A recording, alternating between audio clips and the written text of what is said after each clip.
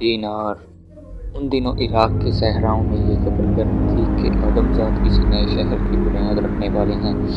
ابھی تک یہ تصدیق نہیں ہو سکی تھی کہ نیا شہر کہاں بسایا جائے گا۔ جب بھی کوئی ایسا واقعہ پیش آتا، جنات میں کھلبلی مچ جاتی۔ قبیلوں کے سردار سر جوڑ کر بیٹھ جاتے اور ایک دوسرے سے مشورے کرتے، سوچتے کہ کیا تدبیر ہو جو آدمزاد کوئی نئی بستی نہ بنا سکیں۔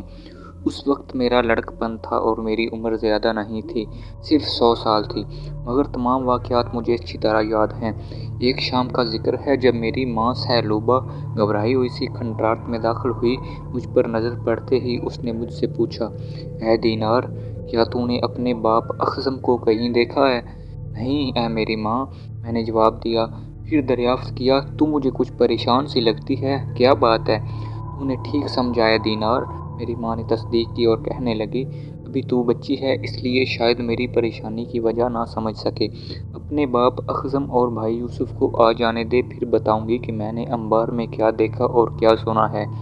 تو وہاں انبار کیوں گئی تھی اے میری ماں؟ میں نے تو سنا ہے کہ وہاں مسلمان آدمزادوں کا خلیفہ رہتا ہے۔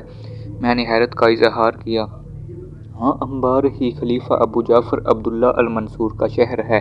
تجھے یقیناً معلوم نہیں ہوگا اے دینار کہ اب سے 12 برس پہلے ابو العباس صفا ہرا سے انبار چلا گیا تھا اور پھر اس نے انبار ہی کو دارالخلافہ بنا لیا تھا، تبھی سے اسے خلیفہ کا شہر کہا جاتا ہے۔ میں وہاں یہ سنگن لینے گئی تھی کہ خلیفہ کے حکم پر نیا شہر کہاں بسایا جانے والا ہے۔ ابھی میری ماں اتنا ہی کہہ پائی تھی کہ مزید کچھ کہنے سے رک گئی۔ کیا ہوا اے میری ماں، تو چپ کیوں ہو گئی؟ میں نے معلوم کیا۔ مجھے تیرے باپ اخزم کی خوشبو آ رہی ہے، میری ماں نے بتایا، وہ اسی طرف آ رہا ہے، کیا تجھے اس کی خوشبو نہیں آئی؟ اپنی ماں کی توجہ دلانے پر میں اس طرف دھیان دیا اور بولی، ہاں مجھے بھی اس کی خوشبو محسوس ہو رہی ہے۔ جس طرح آدمزادوں کے چہرے ایک دوسرے سے مختلف ہوتے ہیں، اسی طرح ان کے جسموں کی بو بھی جدا جدا ہوتی ہے۔ ایسا ہی ہم جنات کے ساتھ بھی ہے، فرق صرف یہ ہے کہ عام آدمزاد مختلف جسموں کی بو کو الگ الگ شناخت نہیں کر سکتے، لیکن جنات ایک دوسرے کے وجود کی بو بآسانی پہچان سکتے ہیں۔ میری ماں نے اسی لیے میرے باپ اخزم کی خوشبو کو پہچان لیا تھا۔ ایک جن زادی ہونے کے سبب یہ صفت میرے اندر بھی تھی۔ میرا باپ آ گیا تو اس نے میری اماں سے سوال کیا، اے دینار کی ماں، تجھے میں نے انبار بھیجا تھا، وہاں سے تو کیا خبر لائی؟ اے اخزم، میں جو خبر لے کر آئی ہوں وہ ہمارے پورے قبیلے کے لیے دکھ دینے والی ہے۔ میری ماں نے پرتاسف آواز میں کہا، تو نے مجھے یہ بتا کر فکر مند کر دیا۔ ہاں اے میرے بچوں کی باپ اخزم، بات فکر ہی کی ہے، شاید ہمارے قبیلے کو بابل کے ان قدیم کھنڈرات سے کہیں اور کوچ کر جانا پڑے۔ خدا نہ کرے، میرے باپ نے بے جلد کہا، ایسی بات زبان پر نہ لا اور مجھے یہ بتا کہ انبار میں تجھے کیا معلوم ہوا۔ میں تجھے وہی تو بتانے والی ہوں اے اخزم، تیری یہ اطلاع درست نکلی ہے۔ نئے شہر کی بنیاد رکھنے کے لیے خلیفہ کے ایک معتمد خالد بن برمک نے بڑا خطرناک مشورہ دیا ہے۔ خالد بن برمک دیوان الخراج یعنی محکمہ مال کا منتظم اعلیٰ ہے۔ خلیفہ اس کے مشوروں کو بڑے دھیان سے سنتا ہے۔ یہاں سے تقریباً 5 فرسخ یعنی 15 میل پر دریائے دجلہ کے دونوں کناروں پر خالد نے نیا شہر بسانے کا مشورہ دیا ہے۔ میری ماں تفصیل بتانے لگی، اسی وقت میرا بھائی یوسف بھی وہاں آ گیا تو میرے باپ نے اسے مخاطب کیا، آرام سے بیٹھ اور دھیان سے اپنی ماں کی باتیں سن، یہ انبار میں خلیفہ المنصور کے محل سے ہو کر آئی ہے۔ یہ کہہ کر میرے باپ نے میری ماں سے کہا، مجھے اس بات میں زیادہ وزن معلوم نہیں ہوتا، دریا کے دونوں کناروں پر شہر بسانے کا مطلب تو گویا یہ ہوا کہ دریا نئے شہر کے درمیان سے گزرے گا۔ ہاں اخزم، خلیفہ نے جب خالد سے وضاحت طلب کی تھی تو اس نے بھی یہی کہا تھا۔ میری ماں بولی، دریا نئے شہر کے درمیان ہی سے گزرے گا۔ خدا نخواستہ اگر کل اجلاس میں خلیفہ نے خالد کی تجویز کو قبول کر لیا تو ظاہر ہے ہمارا قبیلہ ان کھنڈرات میں آباد نہیں رہ سکے گا۔ ہم آدمزادوں کی کسی بستی کے اتنے قریب رہے تو ہر وقت خطرے کی زد میں رہیں گے۔ میں تو خیر ابھی چھوٹی تھی اور نوجوانی کی حدود میں قدم رکھ ہی رہی تھی، مگر میرا بھائی یوسف جوان اور باشعور تھا۔ اس کی عمر مجھ سے 150 سال زیادہ تھی، اسے بھی کسی نئے شہر کے بسنے کا علم تھا۔ میری ماں کی بات ختم ہوتے ہی وہ بول اٹھا، اے میری ماں، اب تک ایک بات میری سمجھ میں نہیں آ سکی، وہ یہ کہ آخر خلیفہ المنصور کس لیے کوئی نیا شہر بسانا چاہتا ہے؟ اے میرے بچے یوسف، تیرے سوال کا جواب میں دوں گا۔ میرے باپ نے کہا، انبار پر راوندیہ آئے دن یورش کرتے رہتے ہیں۔ یہ خراسان کے رہنے والے بدعقیدہ لوگ ہیں۔ ان کا یہ اعتقاد ہے کہ ذات برحق فرشتوں اور پیغمبروں کی ارواح کسی بھی آدم ذات کے اندر حلول کر سکتی ہیں۔ یہ بھٹکے ہوئے لوگ تناسخ اور حلول کے قائل ہیں۔ نیا شہر بسا کر اور وہاں منتقل ہو کر ایک تو راوندیوں کے فتنے سے خلیفہ بچنا چاہتا ہے، دوسرا یہ کہ انبار میں اسے ہر وقت اپنی جان کا خطرہ رہتا ہے۔ حفاظتی نقطہ نظر سے اسے انبار مناسب جگہ نہیں لگتی۔ مگر خلیفہ کے لیے کوفہ کیا برا ہے؟ یوسف بول اٹھا۔ جغرافیائی اور حفاظتی اعتبار سے اس شہر کو دارالخلافہ بنایا جا سکتا ہے اے میرے باپ۔ یقیناً تو نے درست کہا اے میرے بیٹے یوسف، لیکن تجھے شاید یہ نہیں معلوم کہ اہل کوفہ کو وہاں خلیفہ کی سکونت ناگوار ہے۔ میرا باپ بولا۔ پھر وہ میری اماں سے مخاطب ہوا، اے سہلوبا، کل خلیفہ نے جو اجلاس طلب کیا ہے اس میں حتمی فیصلہ ہو جانا ہے، اس لیے تجھے کل بھی انبار جانا ہے۔ تو نے جن خدشات کا اظہار کیا ہے اللہ ان سے ہمیں بچانے والا ہے، لیکن جو تقدیر کر دیا گیا اسے بدلنا ممکن نہیں۔ یہ بھی اسی رات کا ذکر ہے کہ میں نے اپنی ماں سے اس کے ساتھ انبار چلنے کی خواہش کا اظہار کر دیا۔ کیا تو ہوش میں تو ہے اے دینار؟ میں تجھے اپنے ساتھ آدم زادوں کی بستی میں لے جاؤں؟ ناممکن۔ لیکن کیوں؟ میری ماں میں ضد کرنے لگی۔ میں نے آج تک کوئی محل نہیں دیکھا، کچھ چیزوں کو نہ دیکھنا ہی بہتر ہوتا ہے، میری ماں نے کہا۔ پھر اپنی بات جاری رکھتے ہوئے مزید بولی، اے دینار، کیا تو وہ ساری باتیں بھول گئی جو میں نے تجھے آدم زادوں کے بارے میں اب تک بتائی ہیں؟ یہ آدم زاد بہت خطرناک ہوتے ہیں اور موقع ملنے پر ہم جنات کو اپنے قبضے میں کر لیتے ہیں۔ اس کے بعد یہ ہمارے ساتھ وہی سلوک کرتے ہیں جو غلاموں اور کنیزوں کے ساتھ کیا جاتا ہے۔ آدم زادوں کی بستی میں داخل ہونے کے بعد ہم جنات کے لیے ہر طرف خطرہ ہی خطرہ ہوتا ہے، تو پھر میں تجھے خطرے میں کیوں ڈالوں؟ مگر اے میری ماں، جو خطرہ وہاں میرے لیے ہے تو بھی تو اس سے بچی نہ رہ سکے گی، میں نے جواب دیا۔ میری بات اور ہے میری بچی، تیری اور میری عمروں میں صدیوں کا فرق ہے۔ ابھی تجھے وہ تجربات نہیں ہوئے جن سے میں گزر چکی ہوں۔ انہی تجربات کی بنیاد پر میں آدم زادوں سے نمٹنا اچھی طرح جانتی ہوں۔ میں ان کے چنگل میں نہیں پھنس سکتی، لیکن تیری بات اور ہے، مجھے فریب دیا جا سکتا ہے۔ سو اے دینار، ضد نہ کر، میں تجھے اپنے ساتھ نہیں لے جاؤں گی۔ میں سمجھ گئی کہ میرا اصرار بیکار ہے، میری ماں مجھے اپنے ساتھ انبار نہیں لے جائے گی۔ پھر میں نے مزید ضد نہیں کی۔ یہ بات غالباً آدم زادوں اور جنات دونوں کی سرشت میں ہے کہ انہیں جس کام سے روکا جائے اس کی طرف ضرور مائل ہوتے ہیں۔ میرے ساتھ بھی یہی معاملہ تھا۔ بچپن سے میری ماں یہ تاکید کرتی رہی تھی کہ آدم زادوں کی بستیوں میں نہ جاؤ، ان سے کوئی تعلق نہ رکھو۔ مجھ پر اس تاکید کا الٹا اثر ہوا تھا۔ ہوش سنبھالتے ہی میں نے آدم زادوں کی بستیوں میں آنا جانا شروع کر دیا تھا، مگر چوری چھپے۔ اس کا علم نہ میرے والدین کو تھا نہ میرے بھائی یوسف کو۔ آدم زادوں کو حیران کر دینے میں مجھے بڑا مزہ آتا تھا۔ اس کی تفصیلی ذکر میری سرگزشت میں آگے آئے گا۔ فی الحال تو میں نے انبار جانے کا فیصلہ کیا تھا۔ میں نے اپنی ماں سے یہ غلط نہیں کہا تھا کہ میں نے کوئی محل نہیں دیکھا ہے۔ چوری چھپے خلیفہ کے محل میں داخل ہونے پر مجھے یہ بھی اطمینان تھا کہ میری ماں بھی وہاں ہوگی اور کسی بھی ممکنہ خطرے سے میں اس کی موجودگی میں بچی رہوں گی۔ آدم خطرناک ہرگز نہیں ہے جتنا انہیں جنات نے بدنام کر رکھا ہے۔ یہ تاثر میرے لڑکپن کا ہے۔ بعد میں مجھ پر کیا گزری یہ بعد ہی میں بتاؤں گی۔ دوسرے دن شام ہونے سے پہلے ہی میں فضا میں پرواز کر گئی۔ اس وقت تک میری ماں انبار جانے کے لیے کھنڈرات سے روانہ نہیں ہوئی تھی۔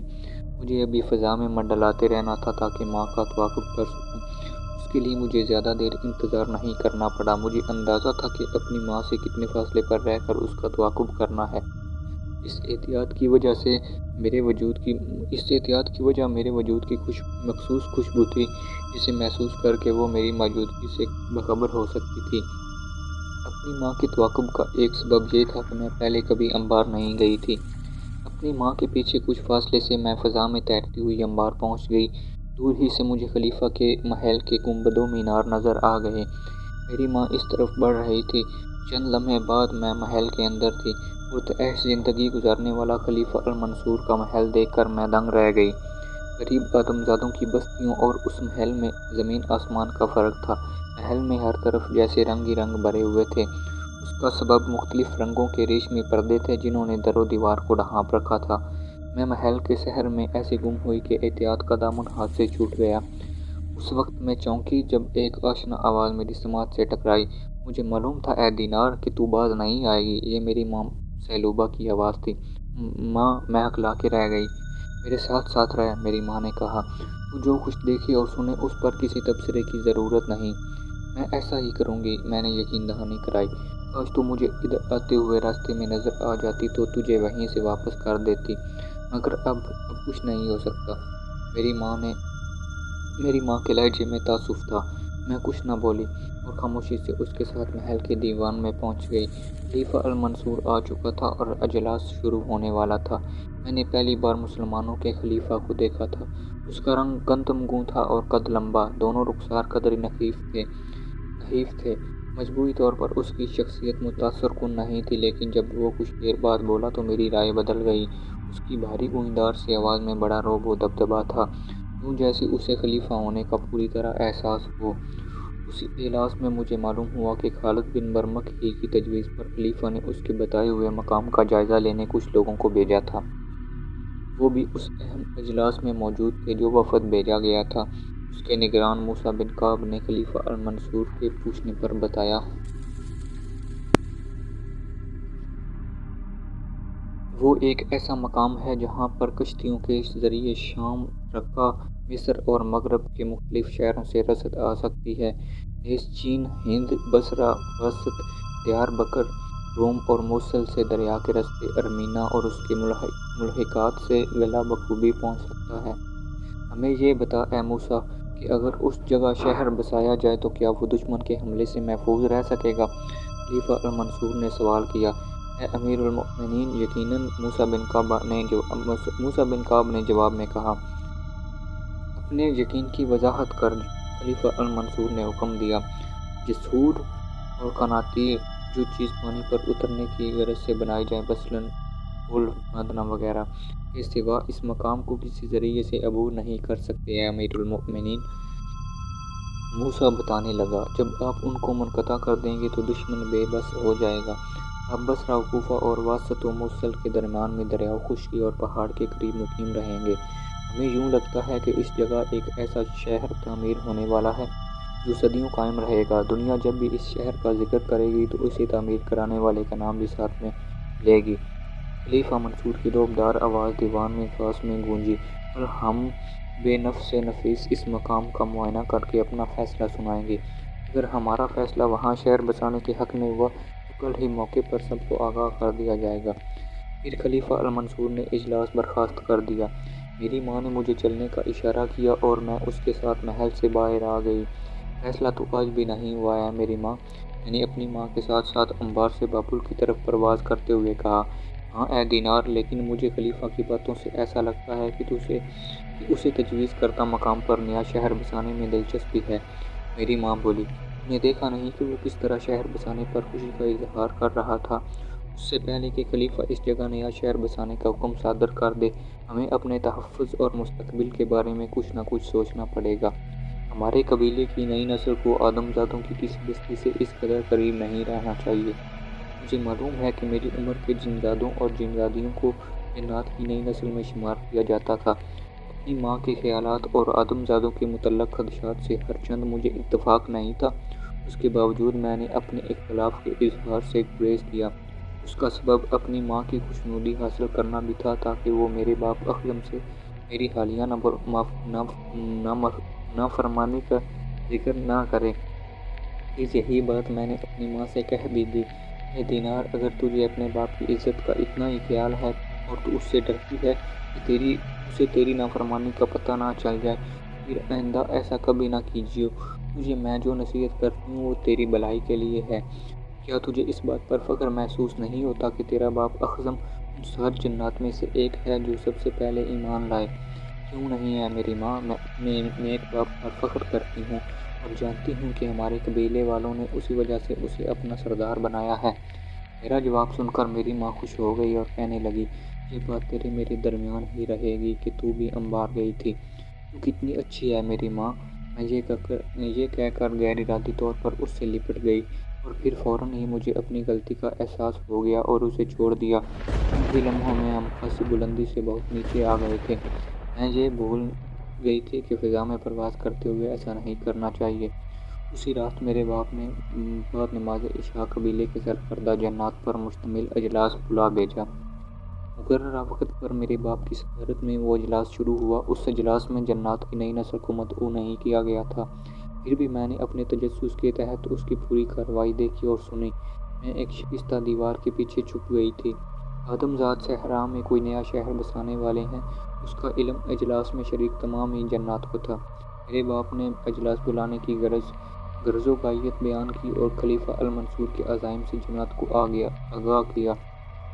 بہت ہو گیا اے سردار اعظم، ایک جنزاد کہنے لگا، ہم نے آدم زادوں کو بہت ڈھیل دے دی، سختی کرنی پڑے گی۔ آدم زادوں کو شاید یاد نہیں رہا کہ زمین پر پہلا حق ہمارا ہے۔ دوسرا جنزاد بولا، یقیناً آدم زاد ہم سے ہمارا یہ شرف نہیں چھین سکتے کہ اللہ تعالیٰ نے پہلے ہمیں خلق کیا پھر انہیں۔ وہ اشرف المخلوقات ہونے کا دعویٰ کرتے ہیں جبکہ ہم ان سے اشرف ہیں۔ تیسرا جنزاد کہنے لگا، ان آدم زادوں نے رفتہ رفتہ ساری ہی زمین پر قبضہ کر لیا ہے اور ہمیں بے دخل کرتے جا رہے ہیں۔ ان حالات میں ہمیں یہ حق حاصل ہے کہ آدم زادوں کو یہاں سے بھگا دیں اگر وہ بابل کے قریب کوئی شہر بسانا چاہیں، لیکن کیا یہ اپنی حدود سے تجاوز کرنا نہیں ہوتا؟ میرے باپ اعظم نے وہاں موجود جنات سے سوال کیا۔ نہیں اے سردار اعظم، ایک ساتھ کئی جنزادوں کی آوازیں بلند ہوئیں۔ میرا خیال یہ ہے کہ آدم زادوں کو نئے شہر اور بستیاں آباد کرنے سے روکنے کے بجائے ہمیں اپنے تحفظ کی فکر کرنی چاہیے۔ اس کی کئی صورتیں ہیں جن پر ہم غور کر سکتے ہیں۔ اگر وہ دریا کے دونوں کناروں پر کوئی شہر بسا بھی لیتے ہیں تو کیا ضروری ہے کہ ہم بابل چھوڑ کر چلے جائیں؟ پہلے بھی ایسا ہوتا رہا ہے کہ ہم اپنی حفاظت کی خاطر آدم زادیوں کی بستی میں نہیں گئے۔ میرا باپ اقسم بولتا رہا اور جنات خاموشی سے اس کی بات سنتے رہے۔ آخر میں اس نے کہا، ہم اپنے بزرگوں کی تعلیم کردہ عملیات کا سہارا بھی لے سکتے ہیں۔ ان عملیات کا توڑ آدم زاد نہیں کر پائیں گے۔ بابل کے ان کھنڈرات کے گرد ایک ایسا حصار کھینچا جا سکتا ہے جسے کوئی آدم زاد عبور نہ کر سکے۔ ہمیں اپنی حفاظت ہی تو کرنی ہے۔ ہم جان گئے اے سردار اعظم کہ تو آدم زادوں سے جھگڑا مول نہیں لینا چاہتا۔ اگر تو ایسا چاہتا ہے تو لازماً اس میں بھی ہماری کوئی بھلائی ہوگی۔ ایک عمر رسیدہ جن نے اپنے خیالات کا اظہار کیا، یوں بھی ابھی یہ ایک مفروضہ ہے کہ تجویز کردہ جگہ ہی کوئی نیا شہر تعمیر ہوگا۔ پہلے خلیفہ المنصور خود تو کسی نتیجے پر پہنچ جائے، پھر سوچیں گے کہ ہمیں کیا کرنا چاہیے۔ ایک اور بزرگ جن نے کہا، جہاں تک مجھے یاد پڑتا ہے تجویز کردہ جگہ کا نام بغداد ہے۔ ایک بوڑھا جن کہنے لگا، اور اس سلسلے میں ایک روایت بھی مشہور ہے۔ ہاں، وہ روایت مجھ تک بھی پہنچی ہے۔ میرے باپ نے تصدیق کی۔ دریا کے کنارے کبھی اس جگہ ایک باغ تھا۔ اس جگہ ہر ہفتے ایک خوشخو اور عادل بادشاہ نام جس کا نوشیروان سنا گیا ہے، مظلوموں کی داد رسی کرنے آتا تھا۔ تو اس بنا پر یہ جگہ بغداد کہلانے لگی اور پھر کثرت استعمال سے الف ساقط ہو گیا۔ اب اس باغ کا نام بغداد نہیں بغداد ہے۔ کیا خبر خلیفہ المنصور تک بھی یہ روایت پہنچی ہو؟ جنات کا وہ اجلاس جو تند و تیز تقریروں سے شروع ہوا تھا، نرم خوئی اور مصالحت پر ختم ہوا۔ طے پایا کہ آئندہ روز خلیفہ المنصور جو فیصلہ کرے گا اسی کو پیش نظر رکھتے ہوئے جنات اپنے لائحہ عمل مرتب کریں گے۔ اگرچہ کہ ہمارے قبیلے میں زیادہ تعداد اہل ایمان جنات کی تھی، مگر دوسرے مذاہب سے تعلق رکھنے والے کافر جن بھی تھے۔ جنات کے اجلاس میں صدر تقریریں کرنے والے یہی کافر جن تھے۔ اس کا سبب مسلمان آدم زاد خلیفہ تھا۔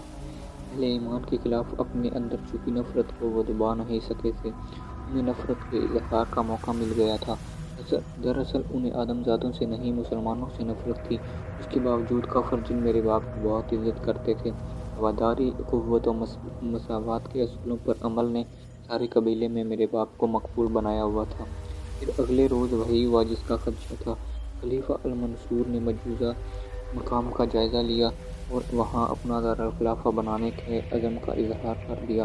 سو نئے بسانے جانے والے شہر کا نام خلیفہ نے بغداد ہی رکھا۔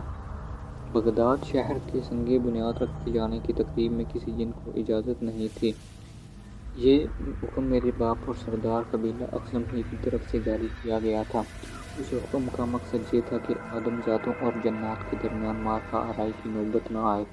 کوئی بھی شرپسند اور کافر جن اس تقریب میں ہنگامہ کر سکتا تھا۔ میرے قبیلے کے اکثر جنات بغداد کی تعمیر سے خوش نہیں تھے، مگر میرے ساتھ ایسا نہیں تھا۔ اپنی مستقل سکونت بابل سے کچھ ہی فاصلے پر آدم زادوں کی ایک نئی بستی بسنے سے میں ذاتی طور پر بہت خوش تھی۔ مجھے آدم زادوں کو دوست بنانا بہت پسند تھا۔ کوفہ، موصل، نجف، بصرہ وغیرہ میں کئی آدم زادوں سے میری دوستی تھی۔ انہیں دانستہ میں نے اپنی حقیقت سے آگاہ نہیں کیا تھا۔ وہ مجھے کوئی پراسرار وجود سمجھتے تھے۔ میرے والدین میری نقل و حرکت پر خفی الامکان نظر رکھتے تھے، پھر بھی میں انہیں جل دے جاتی تھی۔ نئے شہر کا سنگِ بنیاد رکھے جانے کی تقریب میں بھی میں ممانعت کے باوجود شریک ہوئی۔ ابھی آدم زادوں کا وہ شہر نہیں بسا تھا، مگر نہ جانے کیوں مجھے اس سے ایک تربت کا سا احساس ہو رہا تھا۔ اس وقت میں خلیفہ منصور کے قریب ہی تھی جب وہ سنگِ بنیاد رکھ رہا تھا۔ عمال حکومت کے علاوہ خلیفہ کے ساتھ اس کے کچھ اہلِ خاندان بھی تھے۔ عباسی شہزادے اپنے حلیوں، لباسوں اور رکھ رکھاؤ سے الگ ہی نظر آ رہے تھے۔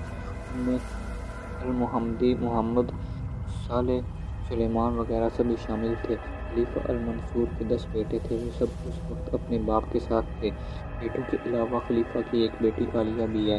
اس کا علم مجھے بعد میں ہوا، کیونکہ اس تقریب سے قبل ہی جنات کو خلیفہ کے فیصلے کا پتہ چل گیا تھا، اس لیے انہوں نے مستقبل کا لائحہ عمل طے کر لیا تھا۔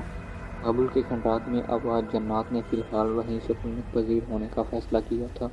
وقتی طور پر حفاظت کی خاطر کھنڈرات کا یہ رقعہ حصار پھینک دیا گیا تھا۔ اس حصار کی موجودگی میں کوئی آدم زادہ ان کھنڈرات میں داخل نہیں ہو سکتا تھا۔ حصار کی مادت 40 دن تھی۔ 40 دن گزرنے کے بعد حصار دوبارہ قائم کرنا پڑتا۔ میرے باپ اقسم کے اس فیصلے سے سارے ہی قبیلے والے خوش تھے کہ بابل میں سکونت برقرار رکھی جائے۔ دوستو، اس کہانی میں آگے کیا ہوا یہ جاننے کے لیے اگلا ایپیسوڈ ضرور دیکھیے گا۔ میری آپ سب لوگوں سے گزارش ہے کہ میرے چینل اردو فانی ورلڈ کو سبسکرائب کر لیں اور گھنٹی کے نشان کو پریس کر لیں تاکہ میری آنے والی تمام ویڈیوز آپ کو ملتے رہیں۔ تب تک کے لیے اللہ حافظ۔